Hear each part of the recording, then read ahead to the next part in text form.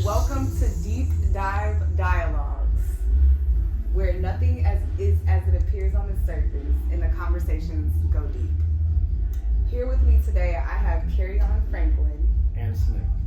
And a snake. This is going to be the most interesting interview that I've done. I'm ready to put this guy up. Yeah. I'm cool with him, but I want to focus on her and not handling a boa constrictor. Yeah, I'm good. You know what I'm saying? Thank Got the you. snake. All right. Hermes. All right, yeah, let's Hey, pass the all right. snake. Yeah, a deep quote is from Kerrion. The fastest way to move forward is to first be absolutely still. And then when the gun go off, give them everything you got. Kerrion. Give them everything you got. But first, when them real Olympians getting them blocks, for a split second, no movement. That's how you can be and hit your target.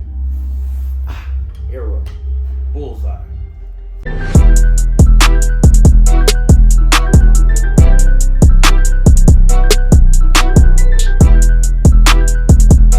Not one of them types of people that, plot and plan what they're gonna say. I'm not trying to be perfect. Okay.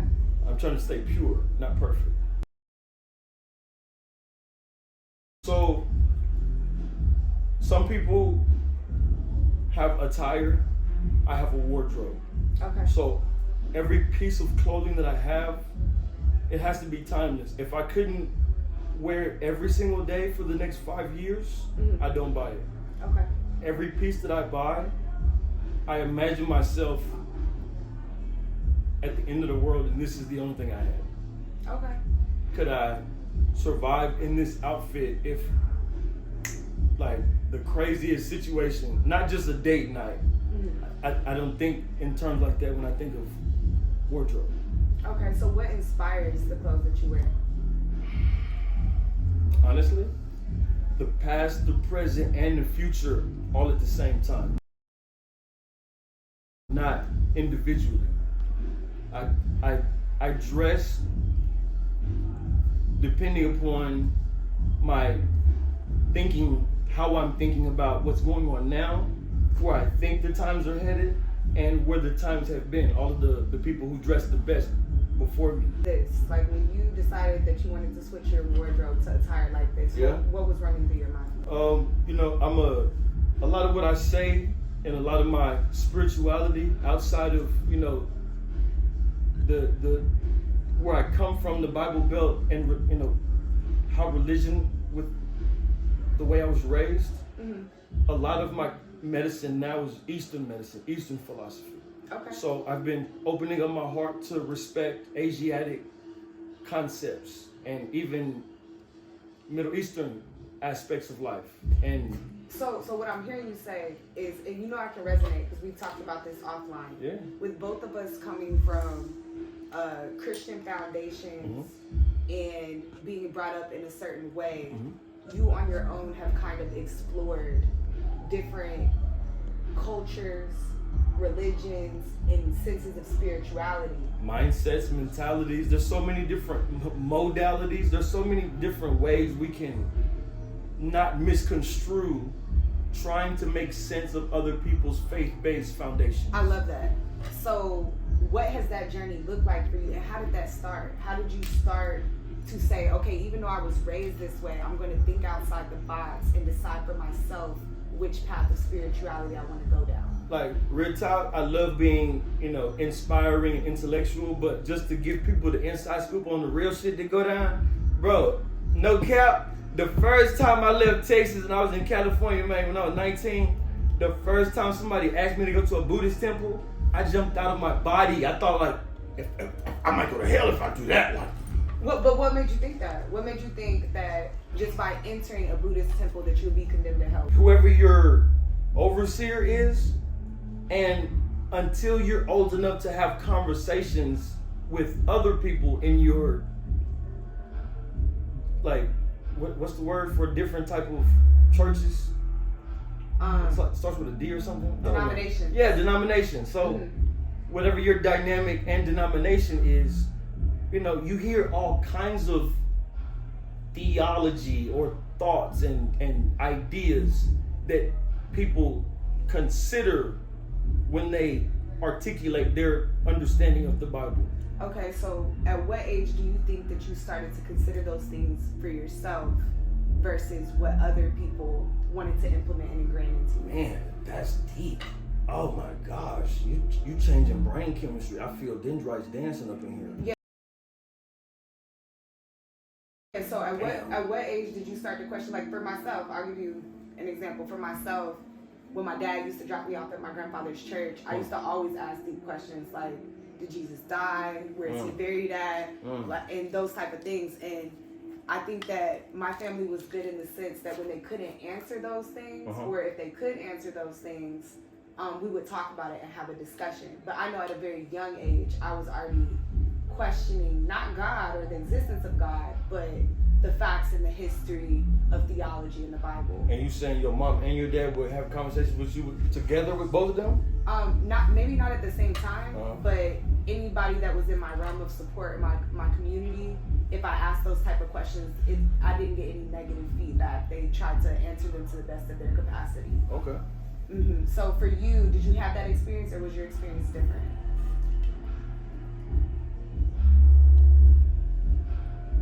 My experience, every major person in the, I don't want to say hierarchy, I'll say just within the healing aspects of religious, respectfully, all of the founders, I grew up around them. Okay, the founders, like, what do you mean? You know, just being in the church during the early TD Jakes days, during the early Fred Hammond days, during the early John Gray days, during the early like all of them, like respectfully, like I don't want to, you know, during the early. So did you get the chance to ask them questions? It was more, you better get right, or if you get on a bad track, you don't want to disrespect the Most High like that. So it was more of a, you better learn and learn quick, because so what I'm hearing you say is there was more of an emphasis on getting your life together, fearing and having a reverence for God and getting in line and order with that, versus because you don't want His wrath. Yeah. Okay. So the wrath of God and the fear and reverence of God versus discussing the theology. Yeah, like, you know, because when you're around real masters of their craft, or people who have doctrines and PhDs, it was intimidating to ask questions. Okay. So you just kind of, until I hit maybe 15, 16, it was just shut up and listen and take notes. Okay. You know what I'm saying? Get on board and get with it, or God gonna get you. So when you started asking questions, what type of questions did you ask?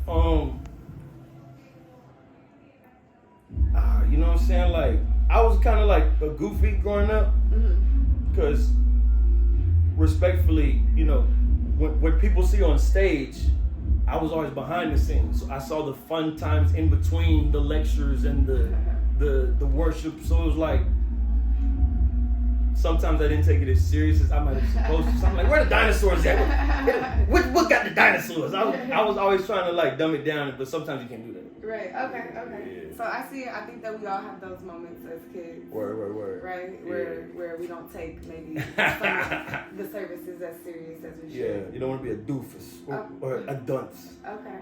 So growing up, you questioned some of the historical and theology things, and then moving on to your adult life, you started to explore different cultures and religions to form your own opinion. So it was different. And so you're saying that also influenced your fashion, because that's where we started. Word. So let's talk about how you decided to take a different route in going into production, film, and cinematography. What did that look like for you? My father was very busy, so when I was a baby, I was in I've experienced four major types of educational system. I started off in public school. Okay.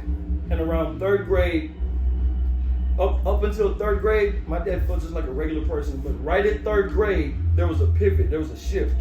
He shot off. I couldn't be in regular school no more. I did private school, homeschool. Okay. I was in public school till 3rd grade. Mm-hmm. I was in homeschool till 9th grade. Okay. And then private school. But then my senior year, I got some trouble and I graduated from a boarding school. Public school, homeschool, private school, boarding school. Okay. All four. Got to really fine tune exactly where I want to go with my short-term goals and my long-term goals. Okay. So, having a plethora of experience in the different schooling systems, what did you glean from that? And what was your synopsis of those experiences? Like, what did you take from having that wide range of experience in public school, private school, and boarding school? I found so much inspiration in being a introvert. Ooh, okay. A introverted, intuitive. A person who's intuitive and introverted, we're very, very lethal because it's hard to read us. People never know how we're going to respond, how we're going to rationalize, how we're going to retort. The biggest lesson that you learned in private school? The biggest lesson that I learned in private school? Yeah. Your community is more considerable about your consciousness and your craft. Okay. Like, it doesn't matter how smart you are. If your community isn't smarter than you or as smart as you look dumb. You can be all A's, but if you like hanging with the dummies, you another dummy. No matter how good you are, no matter how dope you are, fly you are. If a bird hang out with turtles, you're not fly. Okay, so what's the lesson that you gleaned from public school? From public school,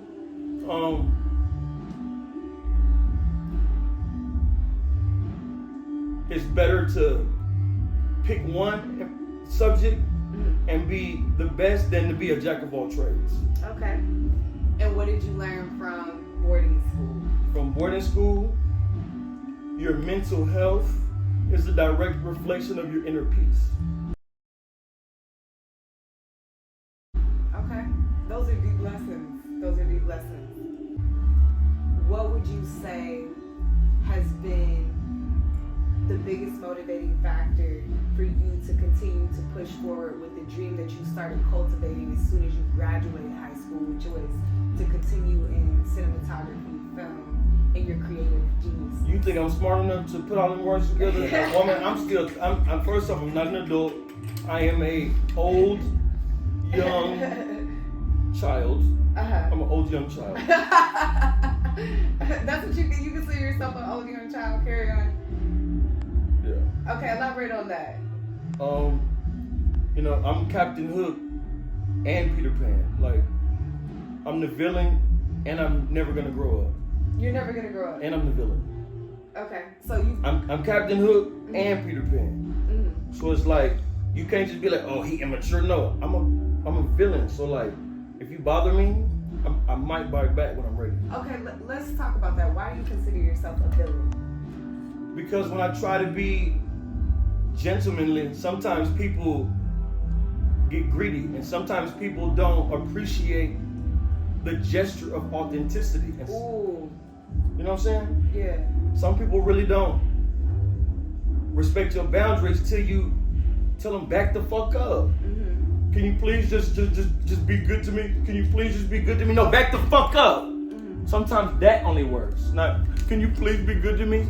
Some people gonna still keep calling your phone, talking shit, waking you up at 3 a.m,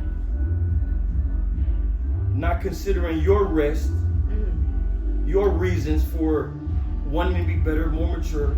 I'm not saying I want to be kitty. I'm not saying I want to be a baby and like suck on my thumb, but becoming an adult, that sounds like settling. Okay, that's an interesting take on it. When I think about becoming an adult, I think about it in the aspect of maturation.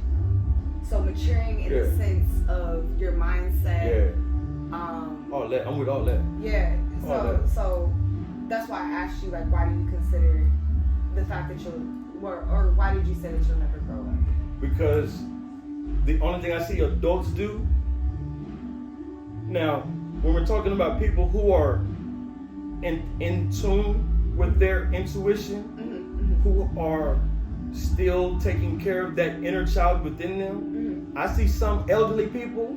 They're youth still. They're still fun, and like that's not losing touch with your inner child.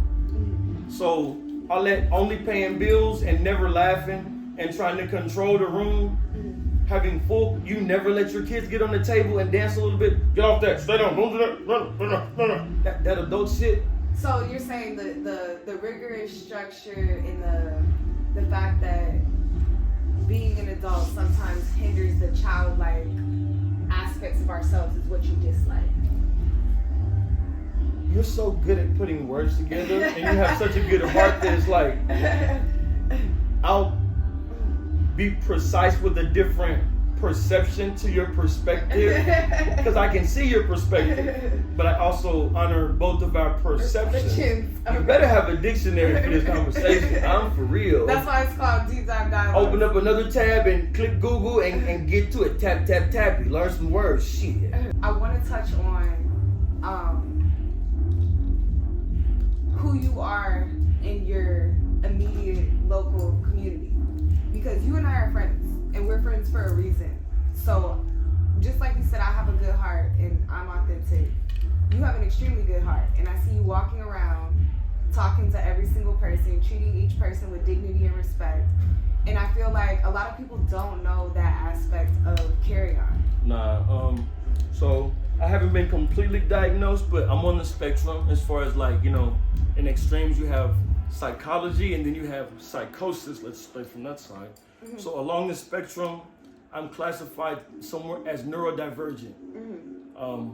I have certain artistic abilities that allow me to go further faster, and then there's some basic understanding, beginning aspects that are a little more difficult for me. So where others might excel, I might have difficulty, but where others think that they are great, I go zoom, here's complete mastery. You know what I'm saying? 1, 2, 3, and 4. So in your local community, the fact that you are very kind, authentic, and you're a pillar of the place where you do your artistry, what has inspired you to stay in places like this, even though you could be anywhere you want to be? Close your eyes, you can hear it. Yeah. I'm pretty sure right now in the microphone, on the camera, my community rocking out right now. They back there. It's going down. We will throw some clips in there of there was a pop-up today. I'm not gonna lie, this is a very interesting community to be a part of, because I popped up and there was a pop-up, and I've never experienced anything like that. So it's all good vibes. We're in one of my personal suites, but being a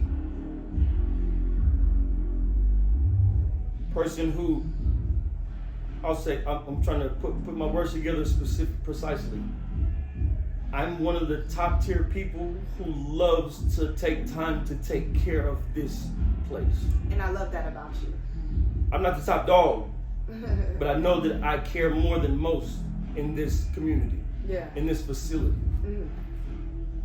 And the fact that it's called Acme Studios, I feel like I'm one of the cartoon characters from back in the day. Like, I feel like a Looney Tune. I get to be a Looney Tune for a living. We've touched on spirituality. We've touched on the basis of your education and how you're continuing education.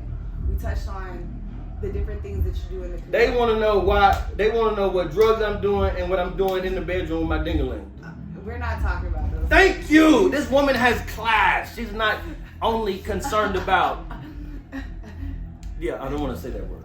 Instead of talking about the past things that have occurred with your father, I would like to talk about what type of relationship you would like to have. Wow.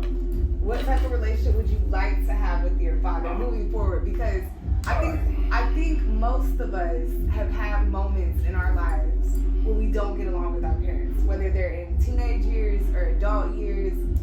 We've had moments in considering the complex dynamic of the relationship with your dad, just because who grows up in fame? Like, you grew up in the spotlight, so to speak, more or less. You think so? You think a lot of people think that? I feel like there's not a lot of people who can say that they grew up with a famous parent. Okay, You're in a low percentile for that. I'm in that 1%. And so, that being the circumstance, that does come with a lot of pressure, a lot of expectation, right? I think it's safe to say all the pressure. So what type of relationship now, being who you are and where you are, would you like to have with your father, considering your different experiences that we discussed? Oh, man. I really wish I could figure out the perfect cocktail, the perfect serum, to where my artistry was able to be given some attributes of his artistry. Like, I want to figure out how both of us can exist as close as we can as planets. Like, you want to coexist? Like, I want his artistry and his awareness and his attitude in our healthy states. You know, both of us in our lower nature and our ignorance, not good. Both of us in our royalty, everyone's gonna receive that vibe, that resonance. So you wanna co-create with your dad, like you want to. Absolutely. Like the more I fall in love with myself, honestly, the more I love my father. That I'm his shadow. Yeah. And that makes me appreciate his light more, because I'm like, I am everything that my dad might not want the world to see. I'm everything that he might not want them to, you know. You represent the opposite of some things that your dad stands for. Is that how you view it? I do. And I'm trying to make that the best version possible without running down my family name. I don't want to run down my family name. I don't want to ruin the Franklin name. I don't want to. You want the space to be yourself while also learning how to level up my last name and my family name. So you want to be a part of your father's legacy? I am a part of his legacy. I'm trying not to look stupid doing it. You know what I'm saying?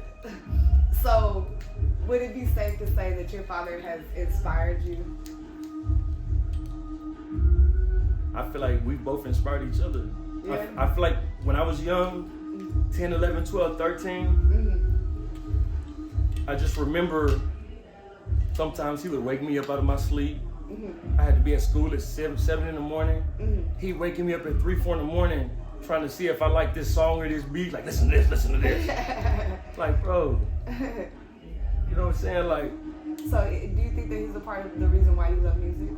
Absolutely. And why you love artistry? I don't know. When I see him hanging out with the Pharrells of the world and the real deal people in his realm, in the music industry, the memories that I have as a kid of him practicing with singers, dealing with different vocalists of different age brackets, young singers, mature singers, you got to be serious about, you have to be certain, you have to be precise, you have to be passionate. I saw him doing that.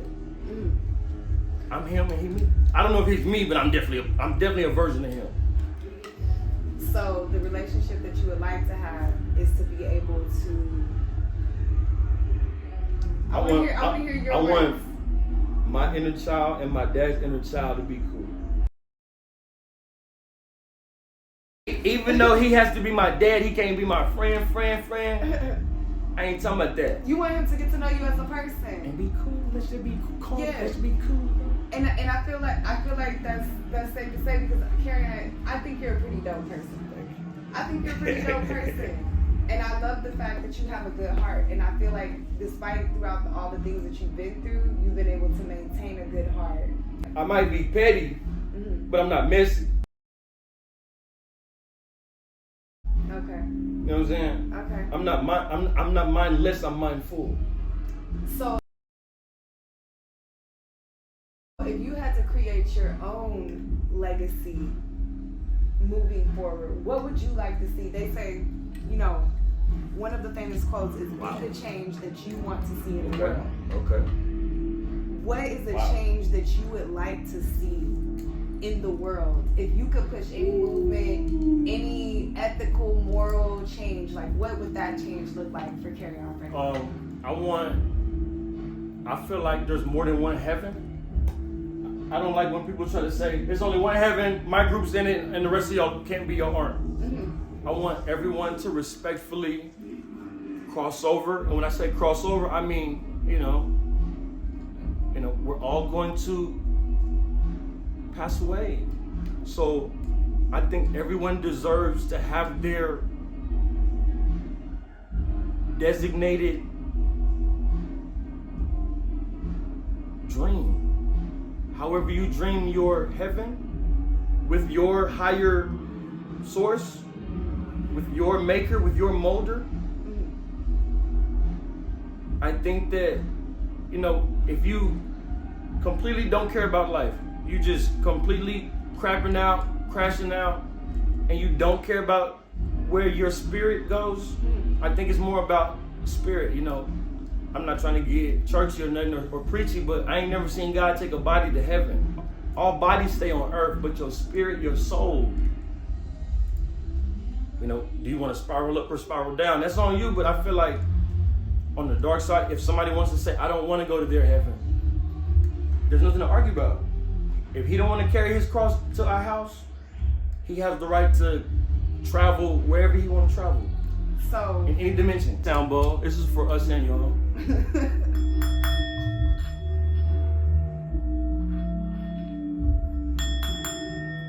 Tashi. Not for real. All right. Speaking of tongues, do you have a girlfriend? Nah, I don't. I'm super duper single, and I'm not in the mood to mingle. I'm not. I just want to throw you that curveball real quick. I knocked it out the park. Fire! You know what I'm saying? Walk and die. All right. Are you enjoying this? Is this fun for you? It is. It's fun for me. It's fun for me. All right, cool. All right. So, do you want kids in the future? I do, and I want to be the best partner for the best. My family. He called it MOC.